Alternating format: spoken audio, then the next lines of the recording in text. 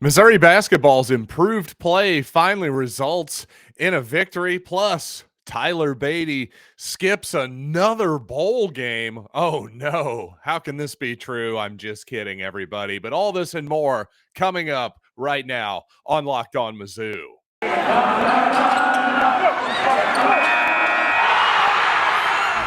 You are Locked On Mizzou, your daily podcast on the Missouri Tigers. Part of the Locked On Podcast Network. Your team every day.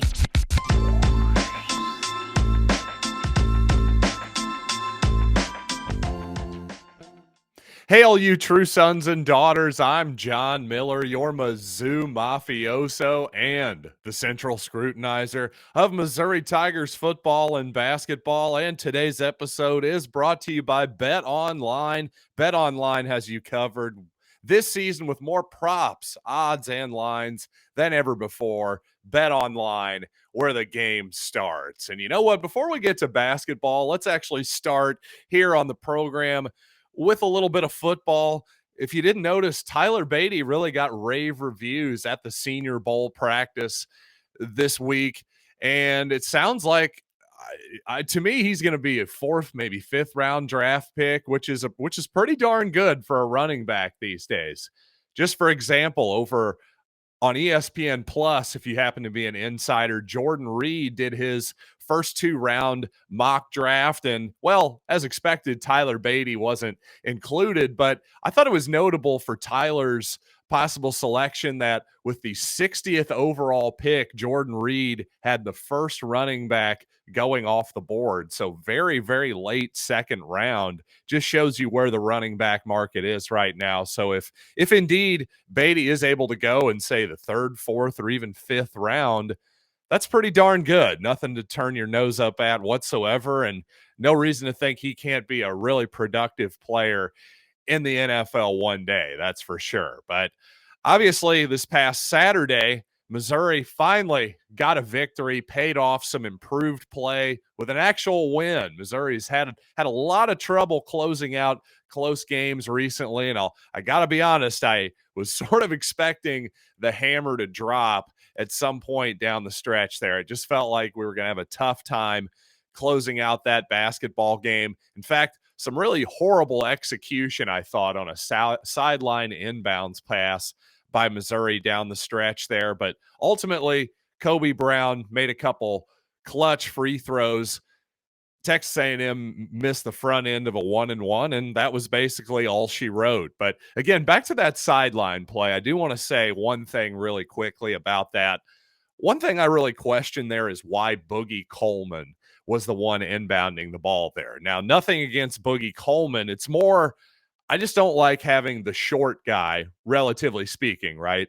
The shorter guy on the team inbounding the basketball in basically any situation. And plus, Coleman was basically one of your two main ball handlers on the court at the time as well.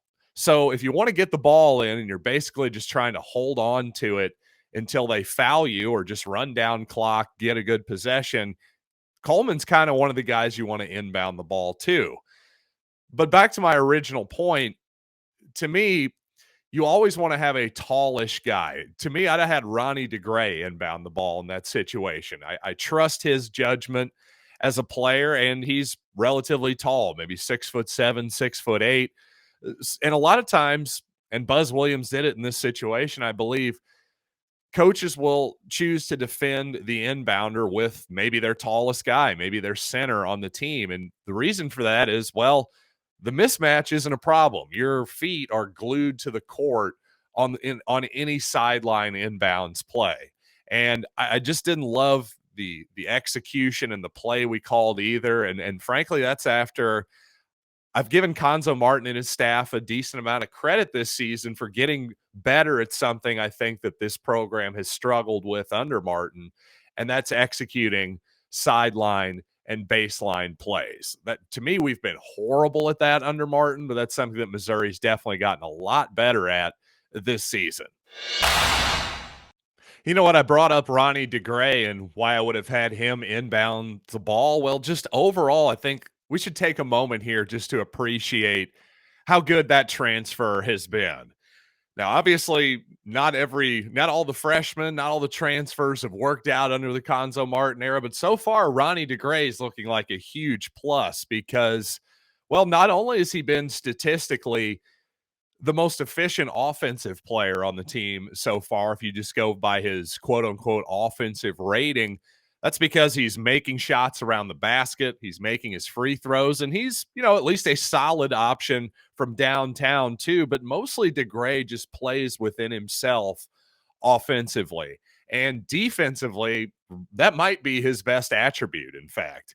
The guy is obviously 6'6", 6'7", long enough that he can basically guard just about anybody on the court fairly competently. And just his ability, his length to just cover so much ground, I think, is something I noticed from the very beginning with DeGray. And I've really just enjoyed watching him play basketball this season. We're lucky to have him, I think, without question.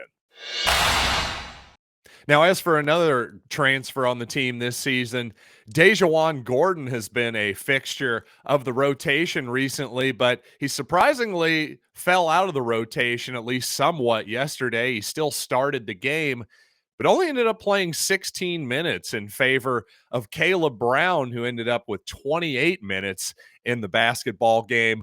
One thing I noticed early, I even wrote down in my notes, boy, Deja sure loves to foul, doesn't he? And sure enough, Deja ended up with 3 fouls in this game, despite only playing 16 minutes. And if I had to guess, just based on the end of the previous game, maybe a little bit too much freelancing defensively from Deja.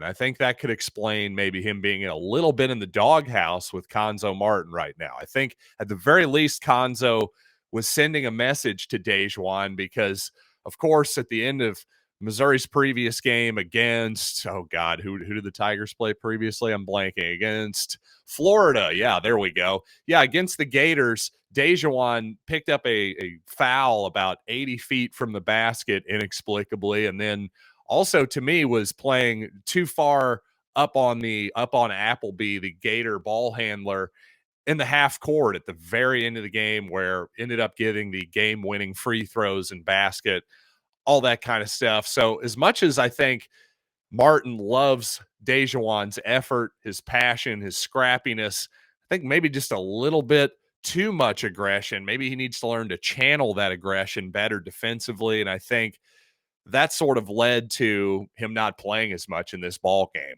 But on the other hand, I don't really have an explanation to you for why Trevin Brazil only played 14 minutes.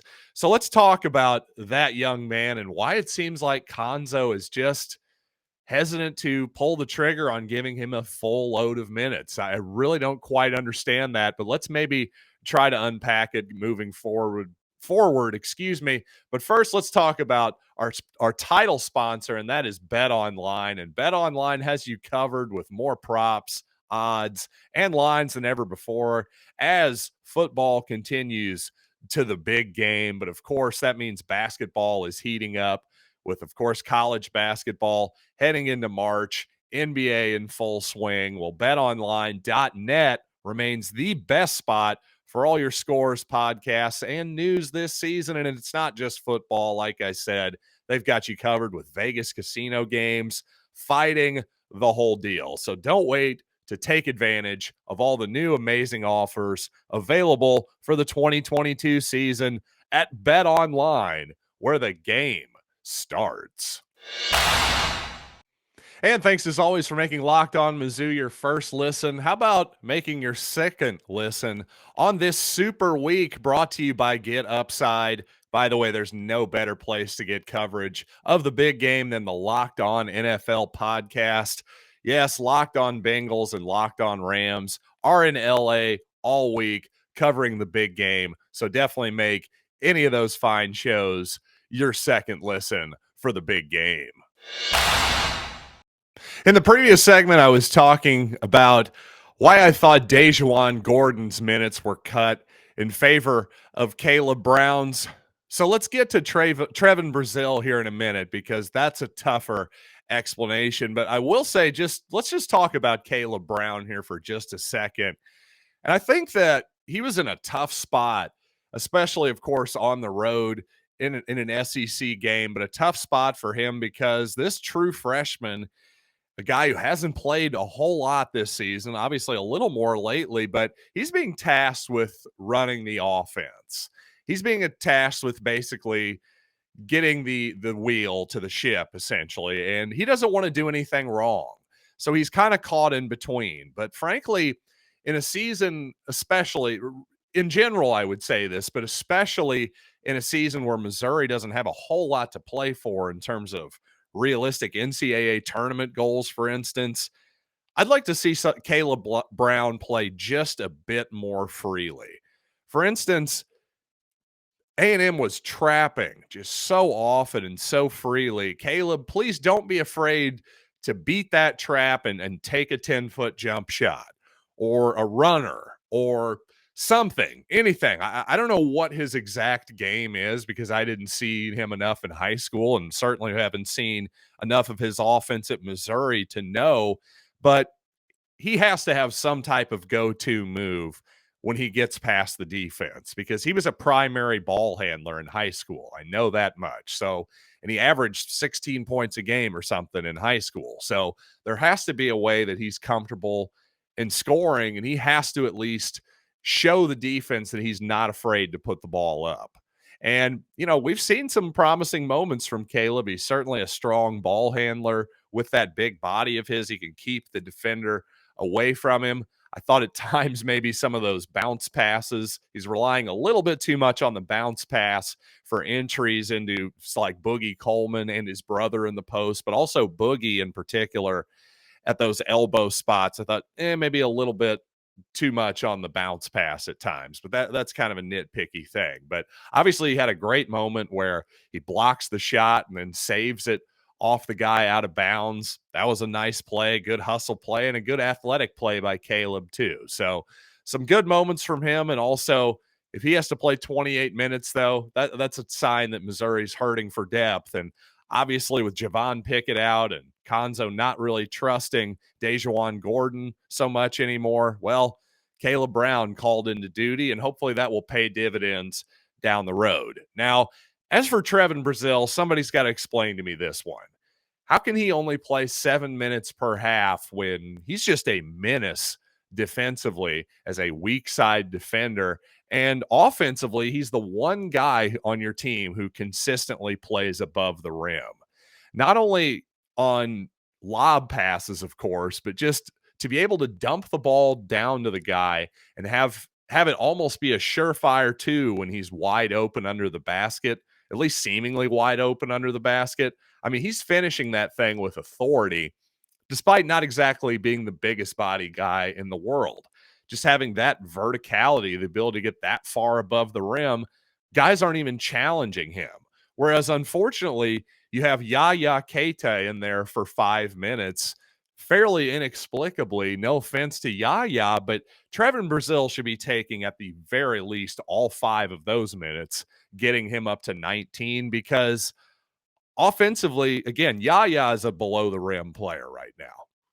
Maybe that'll change eventually when he further recovers from his ACL injury, but right now he doesn't get above the rim. And you see that even when he's seemingly wide open, sometimes guys can recover and block his shot from behind because he's just not explosive enough to consistently finish at the SEC level, at least not yet. Maybe he can figure something else out, but right now it's not quite happening. And then defensively, in 5 minutes, he picks up 3 fouls. Not great. So to me, Trevin Brazil has to take all of those minutes, and you've got, by the way, a nice little 3-man rotation there of big guys, quote unquote, if you want to call them that, at least forwards. Your 2 forward spots between Kobe Brown, Ronnie Degray, and Trevin Brazil. That's really all you need. That's all you need in those 2 spots is 3 guys. So just rotate them in and out. And occasionally, by the way, I wouldn't mind seeing all 3 of those guys on the court at the same time, because Brazil, Degray, they both have the ability to space the floor and at least get, something bordering on respectable 3-point shooting, if not great 3-point shooting. They're both at least in the 30% to 35% range. So, yeah, my point is we've got three really good forwards there, versatile players. Just play them and forget about the Yaya Keita stuff. Let's worry about playing him next year. So as you can tell, it's a mixed bag with me and Conzo Martin. I like some things he does, and then I very much get frustrated by some other elements of his style. And I do think he deserves some credit for the adjustments he's made mid-season so far here that's led to Missouri's better play. So I want to talk about that, but also an adjustment I think Missouri can still make for better offense. But first, let's talk about one of our longest time sponsors here on the Locked On Podcast Network, and that's Built Bar. And you know what? I carried my happy self to the gym this morning, so I'm starting to feel a little peckish. So you know what? At the end of this recording, I'm going to grab myself a Built Bar because here's the deal. I like chocolate. I'm not going to lie. It's one of my weaknesses, and all these Built Bars are covered in 100% real chocolate. Yes, nothing fake in these things. But you know what? It's not a candy bar. It's a protein bar. And unlike most protein bars, these things taste really, really good. But on top of that, they're high in protein, low cal, high fiber, low carbs. But yes, 17 grams of protein in each and every Built bar. Compare that to a candy bar. Well, frankly, there is no comparison. So go to built.com, use the promo code LOCK15 and get 15% off your order. Once again, use promo code LOCK15 for 15% off at built.com. For all the talk of Missouri playing faster this offseason, and well, they certainly tried to play faster earlier in the season, the reality is Missouri has slowed down a lot offensively the past few weeks and to better results. And to that point, just as an example, obviously Missouri had a heartbreaking loss to the Aggies a few weeks ago. In that first ball game, Missouri had 72 offensive possessions. Well, this time only 57. But unfortunately, while obviously the Tigers were very much being methodical, taking their time, well, they did so to the tune of 56% from the field, almost 40% from the three-point line, and they're also taking far fewer three-pointers as well. And the three-pointers they're taking are mostly wide open, in rhythm type shots. So again, only 13 attempts in this previous game. That's been about in line with what they've been doing lately. So nothing crazy there. About 1 out of every 3 of their attempts. Actually, quite a bit less than that. Maybe 1 out of every 4 of their attempts or so was a three-pointer in that A&M victory. So again, give Conzo Martin credit there, but I will say with that sort of slower pace did come at a cost definitely in College Station because the Tigers managed to turn the ball over 13 times, which in virtually any basketball game, that's going to be too many. But again, when you only have 57 possessions, 13, that's way, way, way too many turnovers. And the problem is, well, number one, Buzz Williams, his teams, especially when they're at home, they get away with a lot of grabbing and holding and all that good stuff. But mostly it was the traps over and over again. Not only was it, three-quarter, full court type pressure, but over and over again, Missouri kept getting trapped at the top of its defense. And obviously the Tigers need to find out a better way to break that. And also, so many of our sets wait for off-ball movement to get going, off-ball screens, the floppy action, as it's called by coaches these days. Well, at times, I think when teams are obviously trapping Missouri over and over again, the word's kind of out like, okay, Missouri doesn't have great primary ball handling. So if you double team them, that messes up a lot of their action. It takes them longer to get into their offense along with turnovers, right?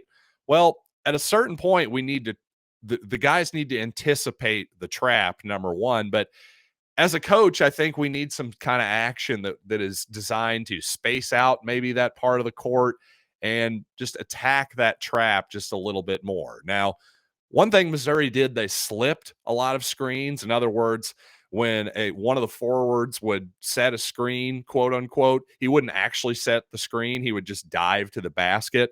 Well, that kind of action is supposed to counter double teams because then it doesn't allow the secondary defender to actually come and double team. But still, though, a lot of times that secondary defender would abandon that slipping defender and just they would get the double team anyway. That's a lack of experience up top, a lack of a true point guard, and a lack of real primary ball handlers. So once again, if there's one spot for Missouri to hit the transfer portal next season, especially if Konzo Martin is going to be back next year, that's got to be it, a transfer portal point guard. I know Xavier Wheeler's probably not out there unlike he is for Kentucky, but somebody of that mold is exactly what the doctor ordered. And hopefully this podcast has been exactly what you as a Mizzou fan ordered. Thanks for making it your first listen, by the way, every day. Now make your second listen Locked On Bets, your daily one-stop shop for all your gambling needs. Locked On Bets, hosted by your boy Q with expert analysis and insight from Lee Sterling. It is free and available wherever you get your podcasts. So until next time, I am John Miller, and this has been Locked on Mizzou.